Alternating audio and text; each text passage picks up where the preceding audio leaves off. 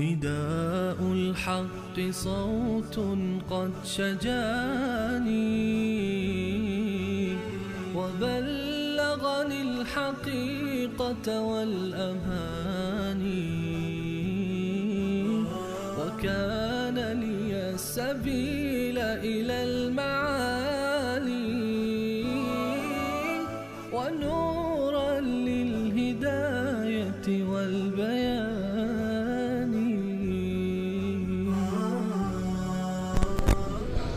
أعوذ بالله من الشيطان الرجيم. بسم الله الرحمن الرحيم. ولقد فتنا قبلهم قوم فرعون وجاءهم رسول كريم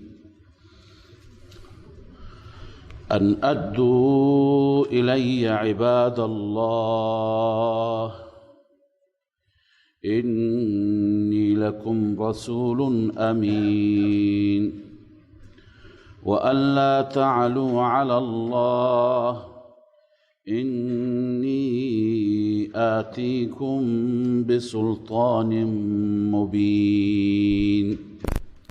صدق الله العظيم. اللهم صل على سيدنا وشفينا محمد وعلى آله وصحبه وسلم. در آیات گذشته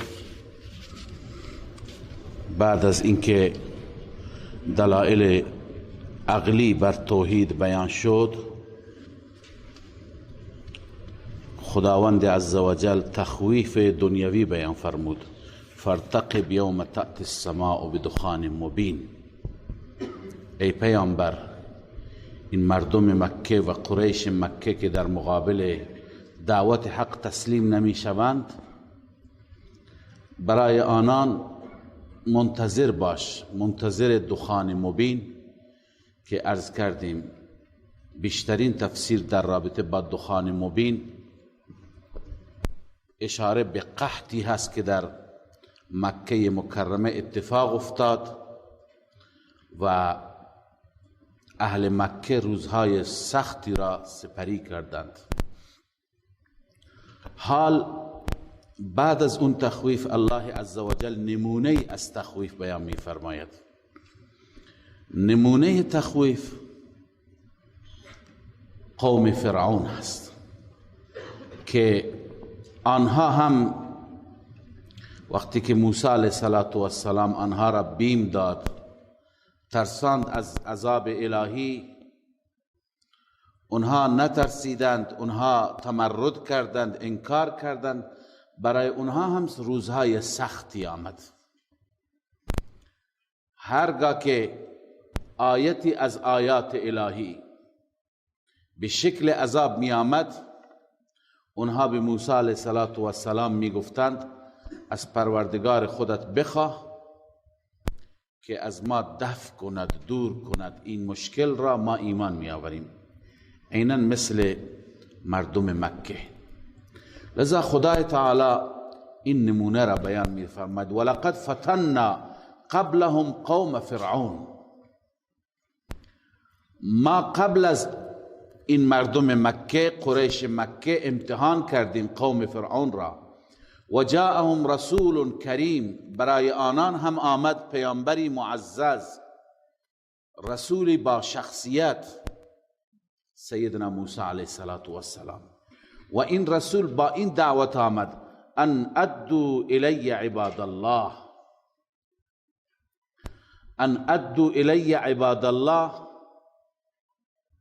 با توجه به اینکه دو تا ترکیب داره، دو تا تفسیر هم داره. اول اینکه عباد الله منادا هست و موسی علیه السلام بندگان خدا را خطاب قرار می دهد. ای بندگان خدا، ان ادو الی، ادا کنید به سوی من. چی را ادا کنید؟ مفعول ادو محذوف است. ای ادو الی حق الله. تفسیر اول و ترکیب اول اینه که ای بندگان خدا، حق خدا را ادا کنید. حق خدا چیه؟ من الایمان و قبول الدعوه. ایمان بیاورید به خدا و دعوتی که از سوی خدای عزوجل من حامل اون دعوت هستم اون بپذیرید. ان ادو الی حق الله من الایمان و قبول الدعوه یا عباد الله. عباد الله یعنی یا عباد الله، منادا است. ای بندگان خدا. خطاب به فرعون بود، فرعونیان بود، ملأ فرعون بود. بیایید و حق خدا را ادا کنید، بیایید ایمان بیاورید، دعوت منو بپذیرید. این ترکیب اول هست و تفسیر اول. تفسیر دوم اینه که عباد الله مفعول ادو هست، خطاب به فرعون هست و مراد از عباد الله بنی اسرائیل هست. ای فرعون ادو الی عباد الله، بندگان خدا را به من بسپار. یعنی چه به من بسپار؟ معنی اینه که اینها انسانهای احرارند، اینها انسانهای آزادی هستند، برده تو نیستند. اینها را چرا به بردگی گرفتی، به بندگی گرفتی، به کار و خدمت گرفتی؟ اینها را آزاد کن، بذار ما بریم به سرزمین خودمون.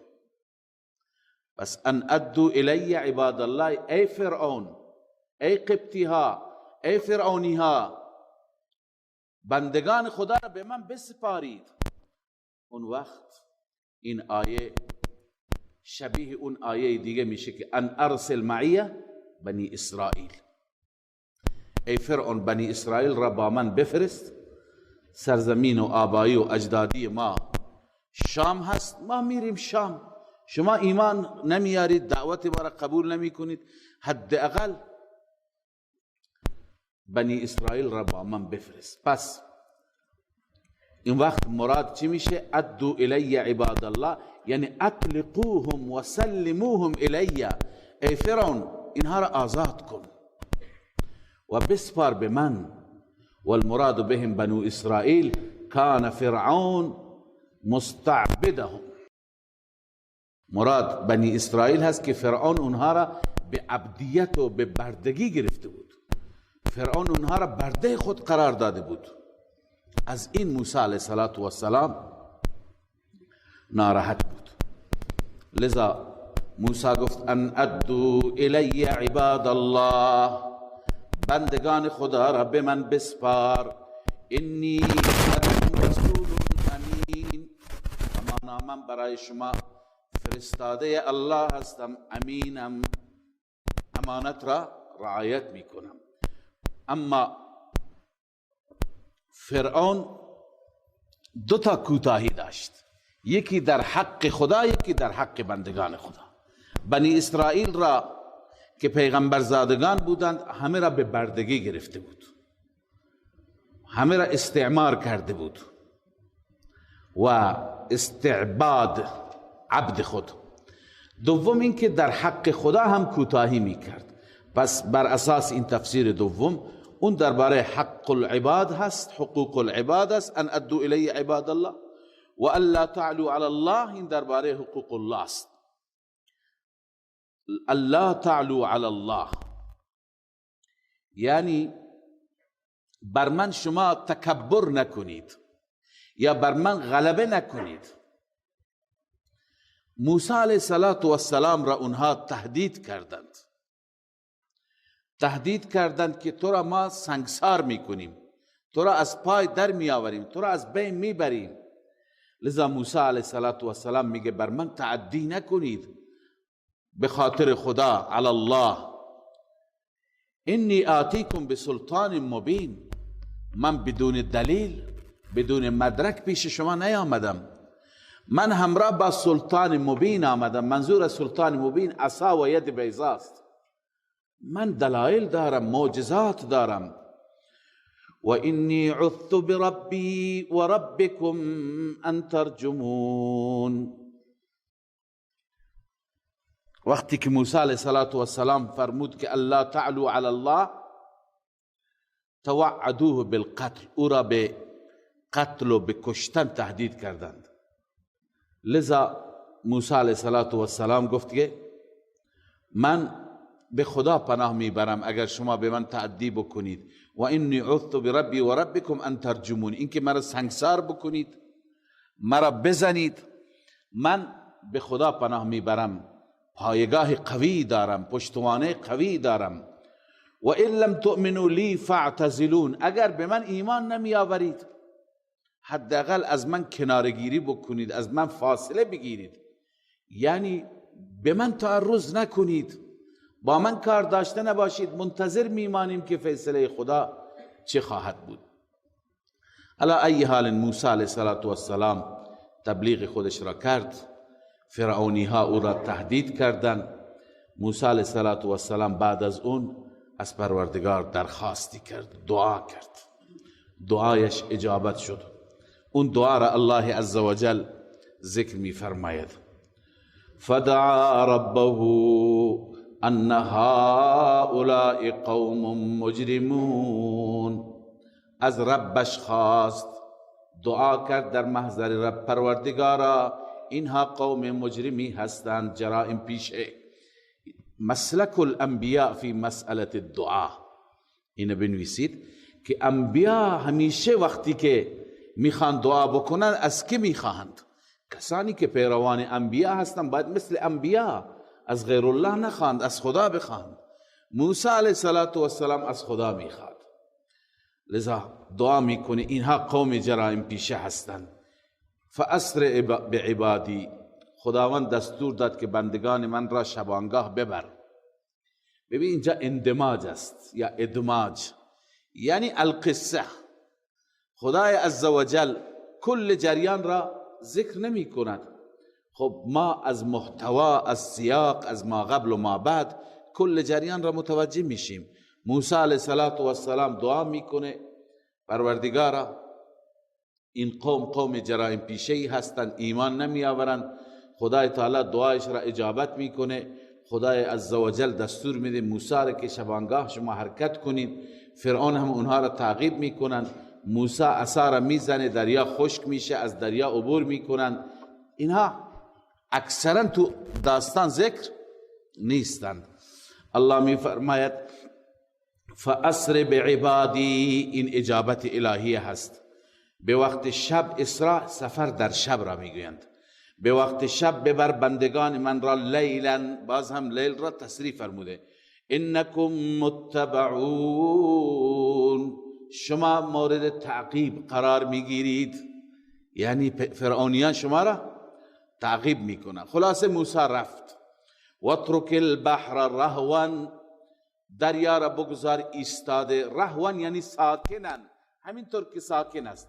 دیگه قبل از این ذکر نشد، در آیات دیگه هست، شما هم میفهمید که موسی علیه السلام رفت، به دریا برخورد. قوم موسی نگران شدن، گفتن موسی ما دستگیر شدیم، موسی ما به خاطر شما چه مشکلاتی تحمل کردیم. موسی اونها را تلقین به صبر کرد، با عصا زد دریا را و الی آخره، تا اینکه دریا ایستاد. دریا که ایستاد، موسی علیه السلام با بنی اسرائیل از دریا عبور کردند. بعد از اینکه موسی علیه السلام از دریا عبور کرد، موسی این توقع را هم نداشت که خداوند فرعون را هلاک می کند. فقط موسی علیه السلام و بنی اسرائیل توقعشون این بود که از دریا رد بشند، دوباره دریا چی بشه؟ جاری بشه، تا اونها نتونن رد بشن. لذا موسی علیه السلام میخواست مجدد با عصا بزنه دریا را، تا دریا ادامه پیدا بکند به جاری شدن رودخانه، تا فرعون نتونه رد بشه، تا ما از دستشون آزاد بشیم. اما الله فرمود که نه، موسی صبر کن. الله چه تصمیمی دارد، چه اراده ای دارد، موسی خبر ندارد. لذا الله میفرماید واترک البحر رهوا، بگذار دریا را همونطور ایستاده ساکن. چرا؟ انهم جند مغرقون، همانا اینها لشکری هستند، سپاهی هستند که مغرقون، غرق میشوند. فیصله شده که اینها باید غرق بشند. الله عزوجل میخواهد دل بنی اسرائیل را خنک بکند. بنی اسرائیلی که سالهای سال تحت ظلم و ستم و شکنجه اینها بوده، الله میخواد جلوی چشمای اونها همه اینها را نابود کند. میگه شما اون طرف دریا بیستید تماشا بکنید. اینها همه ایستادن تماشا میکنند. فرعون با لشکرش، با سوارانش، با پیاده نظامش همه میزنن به دریا، میگن که از راه همینه بریم. همه وقتی که داخل میشن از اول تا آخر، حال الله به دریا دستور میده که الان کارت را بکن. دریا و رودخانه برابر میشه و فرعونی ها همه غرق میشوند، دست و پا میزنند، ایمان میآورند. الان فرعون ایمان میآوره. لذا الله عزوجل باز هم خلاصه اینجا فرموده اینها که غرق شدن، پشت سر چی باقی ماند؟ پشت سر فرعون باغ ماند و کاخ ماند و خانه های مجلل و زیبا ماند و باغ های خوب خوب ماند. الله میفرماید اینها برای کی ماند؟ الله میفرماید کم ترکو من جنات و عیون، چقدرها را ترک کردند، رها کردند از باغات و چشمزارها، و زروع و مقام کریم، و کشتزارها و مقام و جاهای معزز، و نعمت کانوا فیها فاکهین، و نعمتهایی که در اون نعمتها خوشگذرانی می کردند. کذالک، این چنین ما اینها را هلاک کردیم. و اورثناها قوما آخرین، ما وارث آنها قرار دادیم قوم دیگر. قوم دیگر را الله وارث قرار داد، این قوم را نابود کرد، این نسل از بین رفت. قوم دیگر کیه؟ قوم دیگر بنی اسرائیل. القرآن یفسر بعضه بعضا، در سوره شعراء هست و اورثناها بنی اسرائیل، ما وارث باغات و کاخها و ساختمانهای فرعون کی را قرار دادیم؟ بنی اسرائیل را قرار دادیم. قرآن فقط مشخص کرده که پشت سر همه برای بنی اسرائیل ماند. چطور بنی اسرائیل؟ آیا برخی از بنی اسرائیل برگشتند حکومت مصر را اداره کردند؟ این قرآن نگفته. یا اینکه بنی اسرائیل هر چه داشتند برداشتند از مصر و بعد به شام بردن با خودشون، اینجا کسانی دیگر را گفتند حکومت به دست شما باشه. هیچ یک از اینها مشخص نیست. فقط همینه که بنی اسرائیل را الله عزوجل وارث قرار داد. در سوره شعراء کذالک و اورثناها بنی اسرائیل. بعضی اینجا اعتراض گرفتند بر قرآن مجید علیاذ بالله از دشمنان قرآن و مخالفان قرآن، گفتند که این یکی از اشتباهات تاریخی قرآنه. چرا؟ اونا میگن در تاریخ ما نداریم که بنی اسرائیل برگرده به مصر و بر مصر حکومت بکند. در تاریخ چنین چیزی نیست. لذا چون در تاریخ وجود ندارد، این اشتباهی. العیاذ بالله انتظار دارن، توقع دارن که قرآن که کتاب خداست طبق تاریخ بشه، در حالی که تاریخ چیزی هست که بشر اون نوشته. بشر و انسانها در زمانهای بعدی نوشتن. مثلا امروز یک آقای بلند میشه درباره تاریخ قاجار می نویسه، درباره نادرشاه افشار می نویسه، درباره نمیدونم تیمور و مغول ها می نویسه. خب این خودش در اون زمان نبوده. از این کتاب میگیره، از اون منبع میگیره، از این میپرسه، از اون میپرسه. خب چیزهای درستی جمع آوری میکنه، امکان داره اطلاعاتی غلطی هم بهش بدند. خیلی چیزها تو تاریخ هست که غلطه، خیلی چیزها تو تاریخ هست که اشتباهه. خود تاریخ را نقض میکند، خود تاریخ اشتباهات تاریخی را میگیرد. لذا هر چی که تو تاریخ مگه درسته؟ العیاذ بالله قرآن باید تابع تاریخ بشه. قرآن کتاب الهی است. اللهی که عالم به ما کان و به ما یکون است، از گذشته هم میدوند، از آینده هم میداند.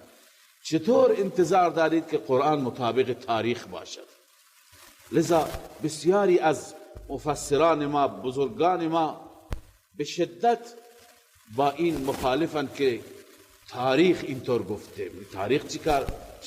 تاریخ کیه؟ تاریخ اشتباه میگه، قرآن درست میگه. لذا بحر المحیط علامه اندلسی گفته ان بنی اسرائیل رجعوا الى مصر بعد هلاک فرعون. چون تو قرآن آمده، لذا میگه که بعد از هلاک فرعون به سوی مصر برگشت. اینایی که اعتراض میکنن میگه تو تاریخ نیست که برگشت. خب تو تاریخ نیست. تاریخ این یکی را ثبت نکرده، تاریخ این یکی را یادداشت نکرده. و بعد از این علامه آلوسی میفرماید ولا اعتبار بالتواریخ، تاریخ ها اعتبار ندارند. لازم نیست که قرآن مطابق تاریخ باشه، طبق تاریخ باشه.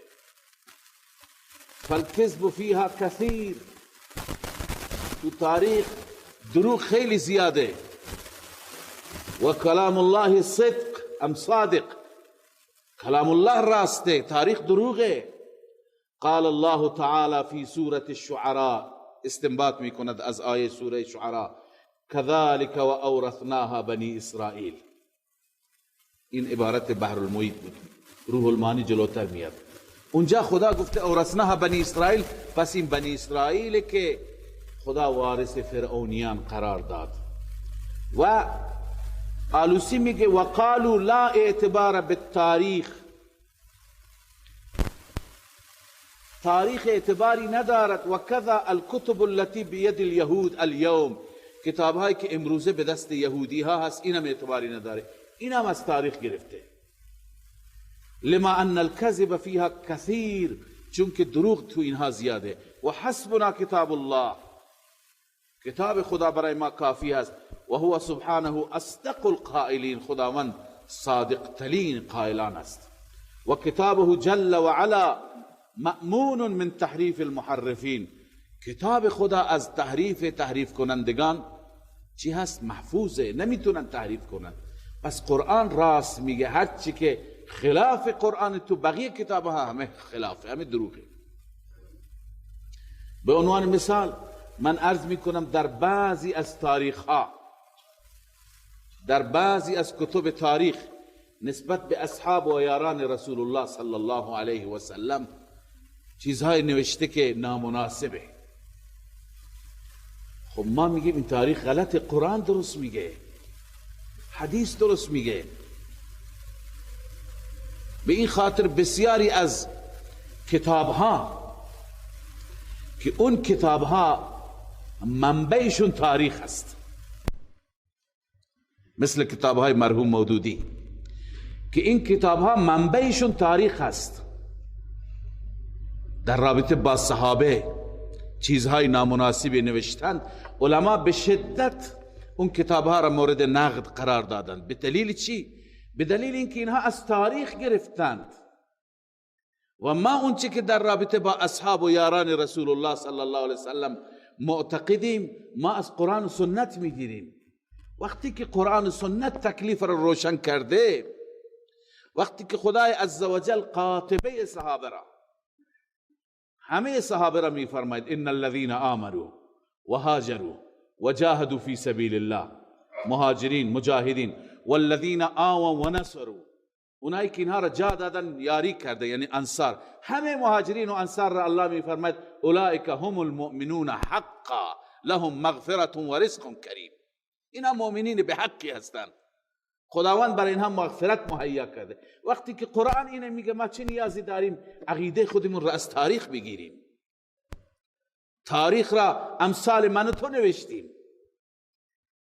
من از یکی خوشم میاد اون تعریف میکنم، شما خوشتون نمیاد بر علیه اون مینویسید. بعضی تاریخ نویسان میبینیم که خلفای عباسی را تعریف میکنند، بر علیه اموی ها نوشتند. بعضی تاریخ نویسان اموی ها را تعریف میکنند، بر علیه عباسی ها نوشتند. خب اینها تاریخ نویسان در زمان خلفا بودند، اینها اونها را تعریف کردند، پول گرفتند. لذا اونچه که تاریخ میگوید، گرچه بعضی ها مثل علامه ابن کثیر تاریخ درستی البدایه و النهایه را هم نوشته، سعی کرده که روایت ها درست تاریخی را بنویسه. بعض هم منبع اینها تاریخ است، اونا از کتاب های دیگری تاریخ گرفتن، سعی کردند که درستش را بنویسن، گاهی درست گاهی غلط اشتباه. بنابراین عقیده را باید از قرآن و سنت گرفت. اینجا هم اون چیزی که بعضی میگویند که تاریخ اینطور میگه، تاریخ وقتی که در مقابل قرآن مجید است، تاریخ را دور بینداز، قرآن بگیر. لذا الله می فرماید و اورثناها قوما آخرین، ما وارث قرار دادیم آنها را، وارث فرعون قرار دادیم قومی دیگر را. که اون قومی دیگه کیه؟ بنی اسرائیل. فرعون کی برایش عزاداری کرد؟ کی برایش ماتم گرفت؟ فما بکت علیهم السماء والارض، الله می فرماید گریه نکرد بر آنها آسمان و زمین. یعنی تو آسمان و زمین هیچ کسی دلشون به حال فرعونیان نسوخت، هیچ که برایشون پروا نکرد، گریه نکرد. یعنی چه؟ علامه بیضاوی فرموده مجاز عن عدم الاکتراث بهلاکهم، مجاز از این است که هیچ که پروا نکرد برای هلاکتشون، هیچ کس آخ نگفت. والاعتداد بوجودهم، وجود اونها را هیچ که به حساب نمی آورد. لذا قوما آخرین چی شدند؟ جانشین شدند. و گریه نکرد بر آنها زمین و آسمان. و ما کانوا منظرین، و اینها مهلت داده نشدند. این اثر مبغوضیت بود.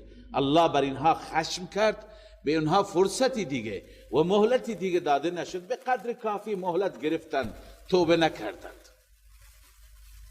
بعضی ها هستند از خدا مهلت میگیرند، خدا مهلت میده بازم توبه نمی کنند. فرعون چندین بار، هر بار شما آیه را خواندید، هر بار میگفت یا موسی ادع لنا ربک بما عهد عندك اننا لمهتدون. ای موسی همین عذاب را خدا را بگو دور کنه از ما دیگه میایم بر مسیر هدایت.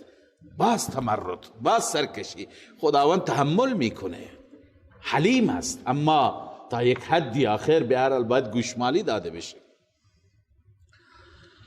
ولقد نجینا بنی اسرائیل من العذاب المهین، همانا ما نجات دادیم بنی اسرائیل را از این عذاب ذلت بار. من فرعون، یعنی از فرعون، عذابی که واقعا من جهت فرعون اون واقع شد و اتفاق افتاد از طرف فرعون. انه کان عالیا من المسرفین، فرعون متکبر بود، عالی متکبر. من المسرفین یعنی از متجاوزین بود. لذا موسی را، بنی اسرائیل را از این فرعون ما نجات دادیم. و بعد از اون ولقد اخترناهم على علم على العالمین، ما انتخاب کردیم بنی اسرائیل را على علم، بر علم.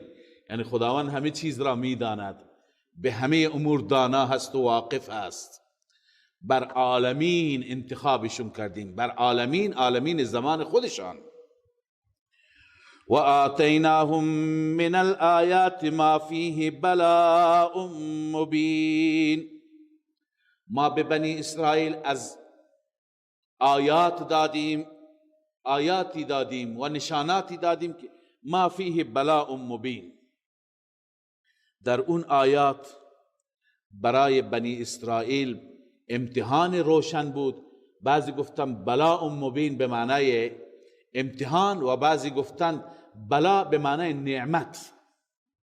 هر دو درسته.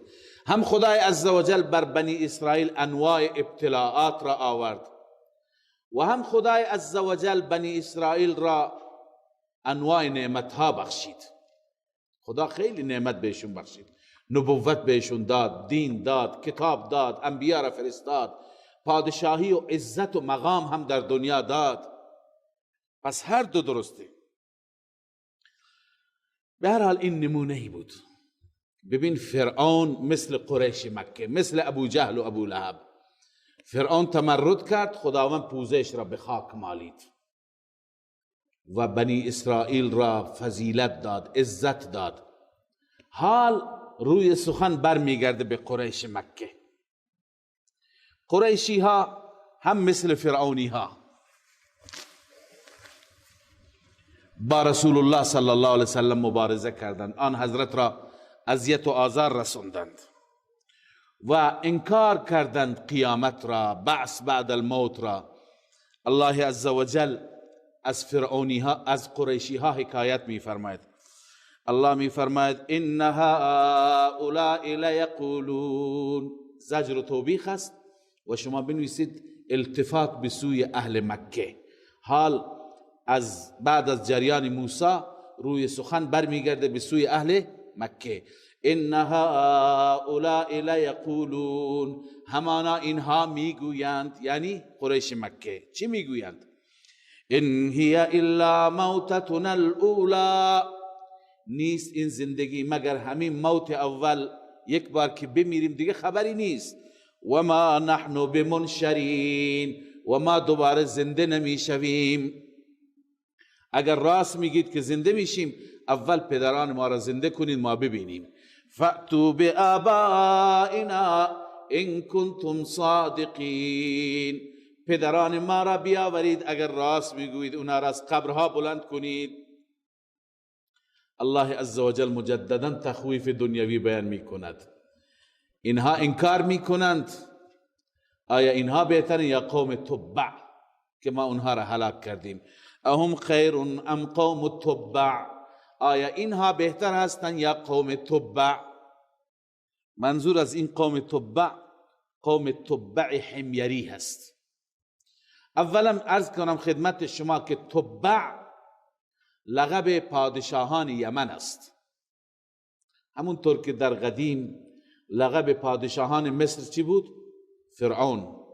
پادشاهان روم قیصر، پادشاهان ایران کسرا، پادشاهان عرض کنم که یمن لقبشون تبع بود. شخصی اونجا بود به نام سعد یا اسعد، سعد معدی کرب یا اسعد معدی کرب، که یکی از پادشاهان صالح یمن بود. این وقتی که از اهل کتاب شنید که نبی خاتم مبعوث میشه و از مکه هجرت میکند به یثرب میاد و اینجا گروهی او را حمایت میکنند، همون زمان به اولادش وصیت کرد، گفت که فرزندان من به این پیغمبر ایمان دارم، من این پیغمبر را قبول دارم، لذا اگر این پیغمبر در زمان شما آمد حتما شما ایمان بیاورید. خود تبع حمیری اسعد معدی کرب گفت. در روایت داریم رسول الله صلی الله علیه وسلم فرمود لا تصبوا تبعا فانه قد اسلم، شما تبع را بد و بیرا نگوید، این خودش ایمان آورد. اما قومش پشت سرش بعد از اون تمرد کردن، خدا به عذاب گرفتارشون کرد. خودش آدم خوبی بود. لذا الله می فرماید که آیا شما از قوم تبع بهترید ای اهل مکه؟ اهم خیر ام قوم تبع، آیا اینها بهتر هستند یا قوم تبع؟ والذین من قبلهم، و کسانی که قبل از اونها بودن مثل عاد، ثمود، قوم لوط، قوم های دیگر. اهلکناهم، الله می فرماید اونها که تمرد کردند همه و همه را ما هلاک کردیم. انهم کانوا مجرمین، اینها مجرم بودند. شما اهل مکه میخواید جرم کنید، شما هم مثل اونها، هیچ فرقی نداره، شما را هم به مؤاخذه و به گرفت سختی ما گرفتار میکنیم. لذا این تخویف بود برای اهل مکه. حال بعد از تخویف دلائل را الله عزوجل بیان میفرماید. عجیب، شما آیات قرآن را دقت بفرمایید. خداوند عزوجل میخواهد بندگان ایمان بیاورند. یک بار دلیل عقلی ذکر میکنه که با عقلت فکر کن، یک بار دلیل نقلی ذکر میکنه، از گذشتگان روایت میکند، یک بار الله عزوجل تهدید و تخویف میکند تا کسی که اگر بترسد ایمان بیاورد. گاهی تبشیر بیان میکنه، مژده میده تا انسان ترغیب بشه ایمان بیاره. لذا انواع فنون را الله عزوجل بکار میبرد. حال تخویف بود، بعد از تخویف دوباره دلائل را ذکر میکنند، دلائل آسمان و زمین را که اگر کسی ذره عقل داشته باشد بیندیشد. لذا الله میفرماید وما خلقنا السماوات والارض وما بینهما لاعبین، ما خلق نکردیم نیافریدیم آسمان ها و زمین را و ما بینشان را لاعبین، بیهوده. لاعب بازیگر را میگن، برای بازی، برای بیهودگی، عبث ما پیدا نکردیم. یعنی هر انسانی باید با خودش فکر کنه. خداوند این زمین، این آسمان، این تشکیلات بسیار بزرگ را که ما بخش کوچکش را میبینیم، بقیه را نمیبینیم، اینها را همینطور بیهوده خلق کرده. الله میفرما ما اینها را بیهوده خلق نکردیم. ما خلقناهما الا بالحق، ما اینها را نیافریدیم مگر به حق، الا لاظهار الحق، حق را نشون بدیم. شما آیات قدرت خدا را ببینید، به وجود خدا پی ببرید، در مقابل خدا تسلیم بشید، هم ایمان بیاورید و هم عمل بکنید. ولكن اکثرهم لا یعلمون، اما اکثر اینها نمیدانند، اکثرشان نمیدانند و هدف زندگی را تشخیص نمیدهند، به سوی هوا و هوس میروند، به سوی خواهشات نفسانی میروند، خدا را به فراموشی میسپارند. لذا الله عزوجل برای اینهایی که نمیدانند اینجا الله تعالی وعید بیان میکند، عذاب بیان میکند، وعید اخروی، تخویف اخروی. و برای اونهایی که میدانند، آنهایی که از این آیات درس میگیرند، برای اونها الله مژده بیان میکند. در پایان سوره هم تخویف های سختی هست و هم مژده های بسیار جالبی هست. الله میفرماید ان یوم الفصل میقاتهم اجمعین، همانا روز فصل، روز فیصله، موعد همه هست، وعده همه ما روزی که چه روزی هست؟ روز فصل است، اون روزی که خداوند به حق فیصله میکند. یوم لا یغنی مولا عن مولا شیئا، روزی که فایده نمیدهد هیچ دوستی به دوستی چیزی، یا دفع نمی کند، دور نمی کند هیچ دوستی از دوستی چیزی. اونجا دوستی فایده نداره. اینجا دوستان در دنیا دست دوستان را میگیرن، کسی مشکل مالی داره بهش کمک میکنن، کسی مشکل جانی داره پیش دکتر میبرن، اما اونجا نه. لا یغنی مولا عن مولا شیئا، دفع نمی کند، دور نمی کند هیچ دوستی از دوستی چیزی. ولا هم ینصرون، و نه آنها یاری می شوند، کمک می شوند. الا من رحم الله، مگر کسی که الله بر او رحم کند، الله بر او رحم کند. بالعفو و قبول الشفاعه نوشته آلوسی، خدا او را خودش ببخشد یا شفاعت پیامبری را، ولی از اولیاء را، صالحی را در حقش قبول کند. ولی قبلا ما خواندیم که شفاعت برای اهل توحید میشه، برای اهل شرک نیست. انه هو العزیز الرحیم، الله عزوجل غالب هم است، مهربان هم است، هر کاری میتونه بکنه اما مهربان است. نسبت به بسیاری از بندگانش که ایمان دارد مهربانی میفرماید. و بعد الله عزوجل جزئیاتی از اون روز سخت را، از اون روز فصل را بیان میفرماید. ان شجرة الزقوم، یکی از خوراکی های که در جهنم هستند درخت زقوم هست. درخت زقوم در سوره صاد هم آمده.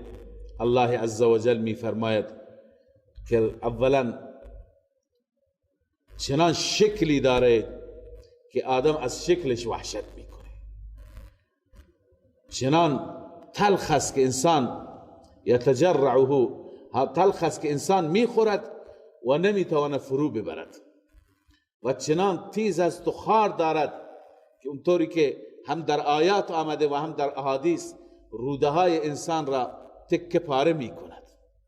لذا اون شجرت الزقوم را الله می فرماید طعام الاثیم، غذا و خوراک گناهکاران است.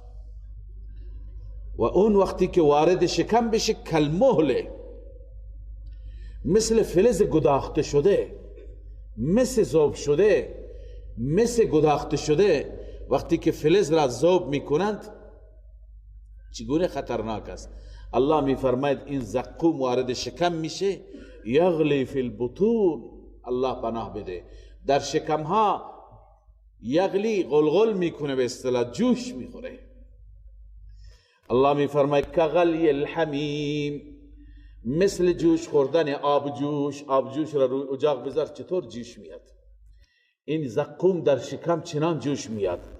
خذوه فاعتلوه، الله می فرماید این انسان مجرم را بگیرید، فاعتلوه، کشش بدید، بکشید او را، حولش بدید او را، الى سواء الجحیم. فاعتلوه گفتم فجروه، بکشید او را، الى سواء الجحیم، به وسط جهنم بیندازید. ثم صبوا فوق رأسه، سپس بریزید بالایش سرش، من عذاب الحمیم، از عذاب آبجوش. وسط جهنم قرارش بدید، روش آبجوش بریزید، ذق، بچش. الله اونجا به اون خطاب میکنه اون بدبخت را، بچش. انک انت العزیز الکریم، تو در دنیا انسان قدرتمندی بودی، عزیز بودی، کریم، با شخصیت بودی، همه به تو احترام میکردن، تو قیامت ما را انکار میکردی.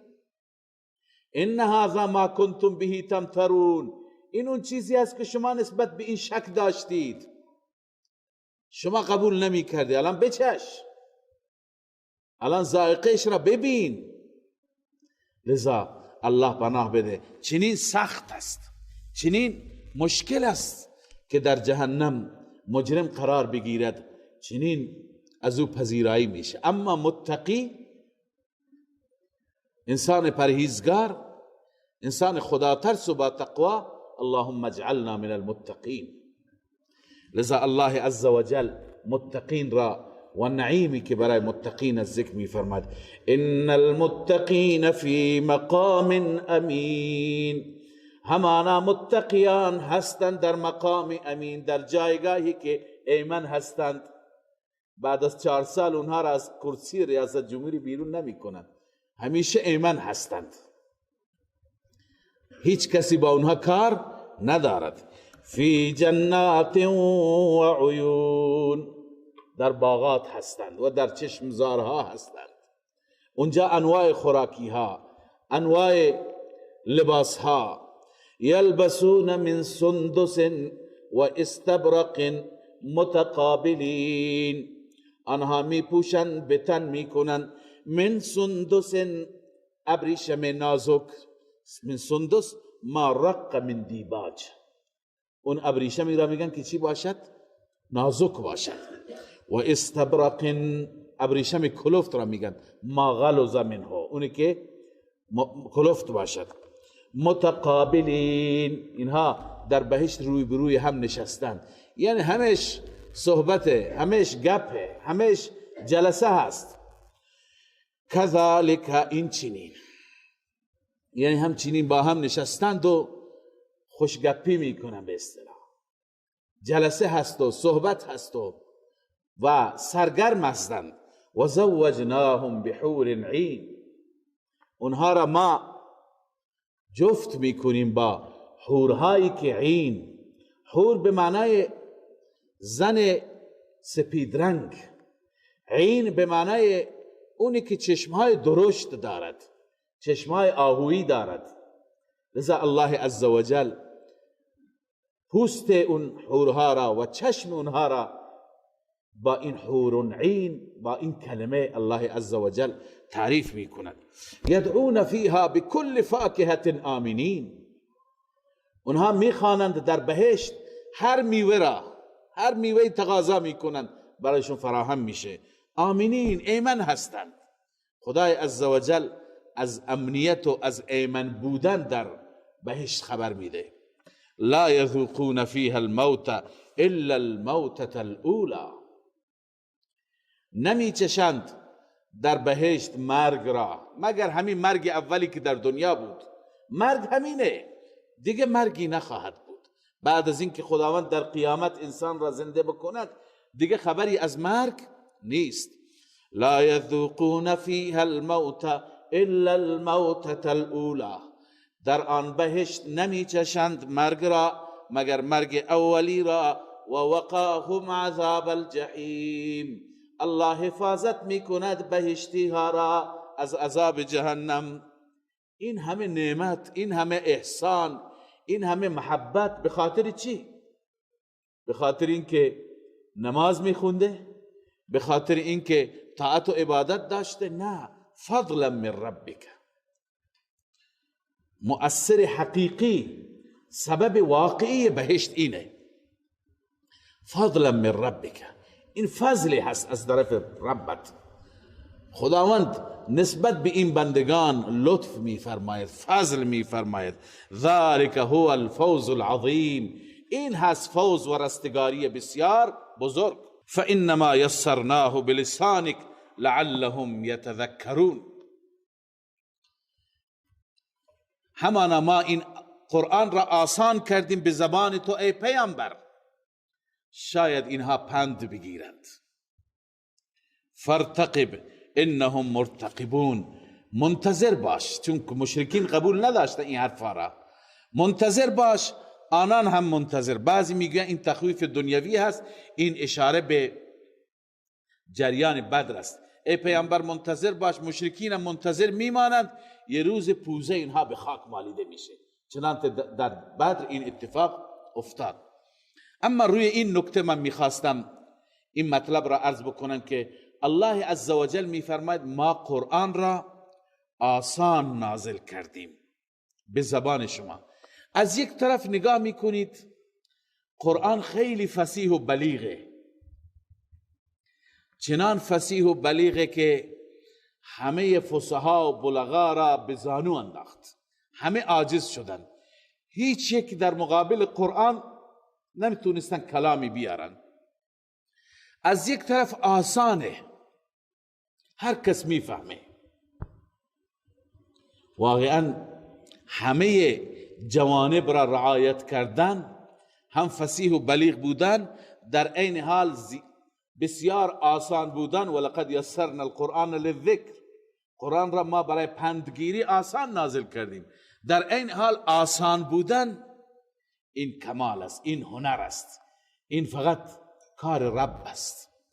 خیلی از نویسندگان هستند، علما، طلاب میشناسند که کتابها نوشتند، کتابهایشون کتابهای ادبیاتی هست، خیلی فصیح بلیغ، اما کتابهایشون چنان سخته، مثلا مثل کتاب مقامات حریری، مثل کتاب متنبی، شعر هست، نثر، نظم، کتابها چنان مشکله، چنان سخته که یک استاد میخواد درس بده این کتابها را باید 4 تا شرح مطالعه بکنه تا بتونی کتاب را بفهمه، از بس که سخته. یعنی اگر فصاحت و بلاغت داشته باشه فهمیده نمیشه، اگر فهمیده بشه فصاحت و بلاغت نداره. اما قرآن مجید نه، در عین حالی که به اوج فصاحت و بلاغت است، بالاترین فصاحت و بلاغت را دارد، بسیار آسان هم است، هر کس میفهمد، بچه هم میفهمد که چی میگه، عالم هم میفهمد، فرنگی هم میفهمد، عامی هم میفهمد، خاص هم میفهمد. لذا چنین کتابی ما بر تو نازل کردیم. این بود سوره مبارکه الدخان که ما در این سوره خواندیم نسبت به مدعایی که در سوره حامیم مومن بود. الله عزوجل پاسخ داد. اونها این اشکال را داشتن مشرکین، گفتن ما خدایان را فریاد میزنیم، صدا میزنیم، اگر اونها اجابت نکنند، اگر اونها شفاعت نکنند، حداقل اونها صدای ما را میشنوند. خداوند عزوجل در این سوره جواب داد نه، اونها صدای شما را هم نمیشنوند. السمیع العلیم فقط و فقط الله عزوجل هست. صدق الله مولانا العظیم.